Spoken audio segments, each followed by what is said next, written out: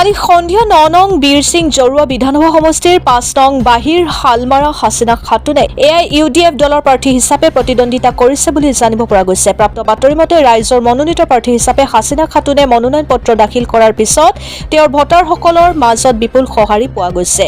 জানিব পৰা মতে নিৰ্বাচনৰ বতৰতে গুটিপাৰা গাঁৱৰ ৰাইজৰ পৰা আগন্তুক ৭ তাৰিখত হ'বলগীয়া নিৰ্বাচনৰ ক্ষেত্ৰত সকলো প্ৰকাৰৰ সহায় সহযোগিতা আৰু আশীৰ্বাদ কামনা কৰে। আনহাতে দলৰ প্ৰতি আকৃষ্ট হৈ ৩৭ জন লোকে AIUDF দলত যোগদান কৰে।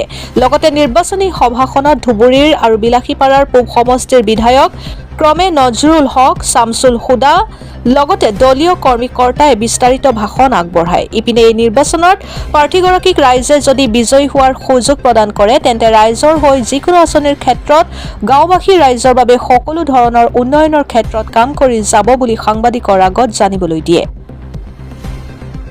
Bureau report, Arunodoi Assam. ZPC প্ৰাৰ্থী হিচাপে কেনেকুৱা সঁহাৰি পাই আছে এই বিষয়ে আমি বিভিন্ন ক্ষেত্ৰত জানিব পাৰিছোঁ যে ইউডিএফৰ প্ৰাৰ্থী জয়ী হোৱাৰ আশংকা আছে। কি ক'ব?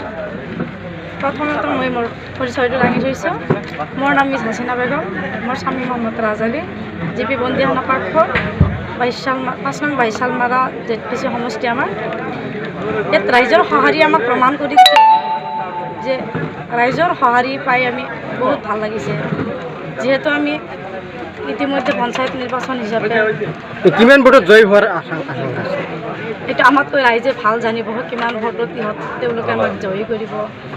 সেইটো হয়তো কাউণ্টিং হোৱাৰ পিছতহে গম পোৱা যাব কিমান ভোট আছে আৰু কিমান ভোটত জয়ী হোৱাৰ মানে আপুনি ইতিমধ্যে। যিহেতু আমাৰ ৮টা GP মিলি পঞ্চায়ত ৫টা GP ইতিমধ্যে পুৰণা হয়, নতুন 3টা GPত আমি 85+ ভোটাৰ হয়। তেওঁলোকৰ সঁহাৰি আমাক প্ৰমাণ কৰি দিছে যে তেওঁলোকেতো কৈছে প্ৰায় 75% ভোটত আমাক জিকাই দিব বুলি। ৰাইজে সঁহাৰি দিছে যে ৰাইজে কৈছে আমাক 75% ভোটত জিকাই দিম। সেই হিচাপে মই একাংশ লোকে কৈ আছে যে এই প্ৰাৰ্থীজন গুৱাহাটীত থাকে। যদি এই প্ৰাৰ্থীজন গুৱাহাটীত থাকে আমাৰ সমাজত কি ডেভেলপমেণ্ট কৰিব পাৰে? ঠিক আছে, হয়, এজন মানুহ যিকোনো ঠাইতে থাকিব পাৰে। থকাৰ লগত দেশৰ উন্নতি কৰাৰ লগত একো প্ৰশ্ন কথা নাহে। যে মানুহ এজন যিকোনো দেশতে থাকিব পাৰে, যেনেকুৱা বদৰুণী আজমল হয়তো ক'ত থাকে, মুম্বাইত থাকে, তথাপিতো আমাৰ দেশৰ কাৰণে বহুত কিবা কিবি কৰি গৈছে। তেনেকৈ নৰেন্দ্ৰ মোদী তেওঁ জানো গাঁৱত থাকে? আপোনাৰ জিকাৰ পিছত লক্ষ্যৰ উদ্দেশ্যটো কি থাকিব? আমাৰ লক্ষ্য এইটোৱে হ'ব যে আমি সমাজৰ কেনেকৈ উন্নতি কৰিব পাৰোঁ, সমাজৰ সেৱা কৰিব পাৰোঁ। এইটো আমাৰ একান্ত উদ্দেশ্য। ৰাজনীতি কৰি আমি ইয়াতে মানুহক ঠগিবলৈ অহা নাই, ৰাজনীতি কৰিবলৈ আহিছোঁ, ইয়াতে সমাজৰ উন্নতি কৰিবলৈ আহিছোঁ। মই ৰাইজৰ সহমতত একমত। ৰাইজে মোক সঁহাৰি দিছে, ময়ো ইনশাল্লাহ ৰাইজৰ ওচৰত প্ৰতিশ্ৰুতি দিছোঁ যে মোক ৰাইজে যিখিনি সঁহাৰি দিব মই তাতকৈ দুগুণ সঁহাৰি ৰাইজক দিম বুলি মই আশা কৰিছোঁ। প্ৰথম কামটো আপুনি উন্নয়নৰ কাম প্ৰথম কামটো কৰিম ৰাস্তা ঘাট, যিকোনো ৰোড ডেভেলপমেণ্টৰ বিষয়ে মই প্ৰথম যিহেতু ৰোড ডেভেলপমেণ্ট অবিহনে আমি একো উন্নতিৰ পথত আগবাঢ়ি যাব নোৱাৰোঁ। উন্নতিৰ পথত আগবাঢ়ি যাবলৈ হ'লে প্ৰথমতে আমাৰ যাতায়াত ব্যৱস্থা ক্লিয়াৰ কৰিব লাগিব। নাম ৰাজ আলী, মোৰ বন্দিহানা ঘৰ, বন্দিহানা পঞ্চায়ত, শালমাৰা ZPC ৫ নং ২২ শালমাৰা ZPC। মানুহ যিটো হয়তো আপোনালোকক কৈছে যে মই বা মোৰ ৱাইফ গুৱাহাটীত থাকোঁ, চব বিজনেছৰ কাৰণে মানুহ য'ত ত'ত থাকিব পাৰে। আপোনালোকে চাব যে মানুহজন সমাজৰ কাৰণে কিবা কৰিছে নে নাই।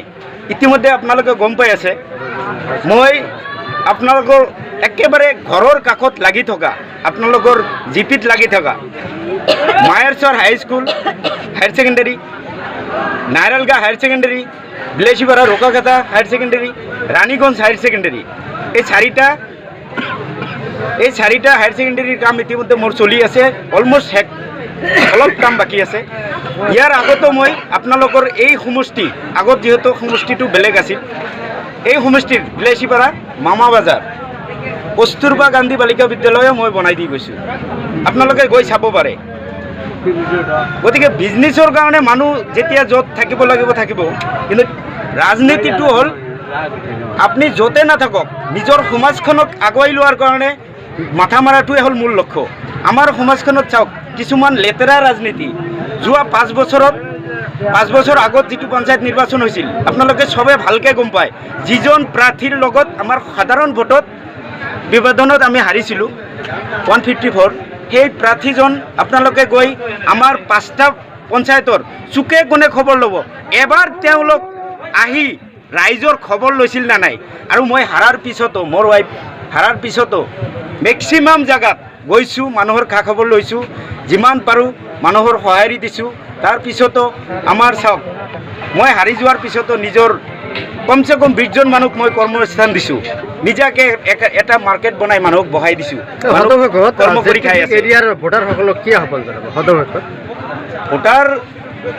ভোটাৰবিলাকৰ ওচৰত মোৰ এটাই আবেদন ৰাইজে যাতে চাওক সমাজখনৰ উন্নয়ন কৰিব হ'লে প্ৰথম মানুহ যোগ্য ব্যক্তি ভোট দি জিকাব লাগে আৰু ৰাইজে পাৱাৰ দিব লাগে প্ৰতিনিধি নহ'লে ৰাইজৰ কাম কৰাটো বহুত কষ্টকৰ হয় আপোনালোকে ভালকৈ জানে প্ৰতিনিধি যদি এজন ভাল হয় সমাজৰ কাম ভালকৈ চলি যাব সমাজৰ উন্নয়ন হ'ব চাওক আমাৰ মূল সমস্যাবিলাক প্ৰথমত ৰাস্তা তাৰপিছত শিক্ষা ব্যৱস্থা ইতিমধ্যে মই শিক্ষা ব্যৱস্থাৰ ফালে আগবাঢ়ি গৈ আছোঁ শিক্ষা ব্যৱস্থাৰ ফালে আগবাঢ়ি গৈয়ে আছোঁ চেষ্টা কৰি আছোঁ তাৰপিছত সাব চেণ্টাৰ আৰু বৃহৎ এটা সমস্যা আছে যিহেতু আমাৰ যিটো অঞ্চল আপ টু মায়েৰচৰৰ পৰা পদ্মাৰাল গাঁৱলৈকে আপ টু মাজেৰচৰলৈকে এই যিটো নদী সমস্যাটো আমি মূল সমস্যা বুলি ভাবোঁ কাৰণ আমাৰ চৰ্চাপৰি অঞ্চল এই সমস্যাটোৰ সমাধান আপোনাৰ দ্বাৰা এই নদীৰ সমস্যাটো যদি আমি কৰিব পাৰোঁ বা নদী সমস্যাটো মাৰিব পাৰোঁ তেতিয়াহ'লে মই ভাবোঁ আমাৰ অঞ্চলটো এটা ক্ৰাইম চৰ হৈ যাব এতিয়ালৈকে যিটো চৰ্চাপৰি হৈ আছে এই নদী সমস্যাটো বৃহৎ এটা মানুহৰ মূল সমস্যা হৈ আছে আমাৰ কিমান মা দেউতা খুৰা চবৰে চাওক মাটি বাৰী ভাঙি কেনেকৈ মানুহবিলাক এৰি ঠাইৰ পৰা সেই ঠাইলৈ গুচি গৈছে মানুহবিলাকৰ কিমান মূল সমস্যা হৈ আছে এইবিলাক যদি আমি সমাধান কৰিব পাৰোঁ মই ভাবোঁ আমাৰ ৰাইজৰ কোনোফালেদি আৰু দ্বিমত নাহে আৰু ইতিমধ্যে মই কৰাৰ কাৰণে মই চেষ্টা কৰি আছোঁ আপোনালোকে যথেষ্ট আমাৰ ৰাইজৰ আশা ৰাইজে বিপুল ভোটত জয় কৰাব পাৰিলে আমিও যাতে ৰাইজৰ কাম কৰি যাব পাৰোঁ সমাজখন আগুৱাই লৈ যাব বুলি মই চমু বক্তব্য শেষ কৰিছোঁ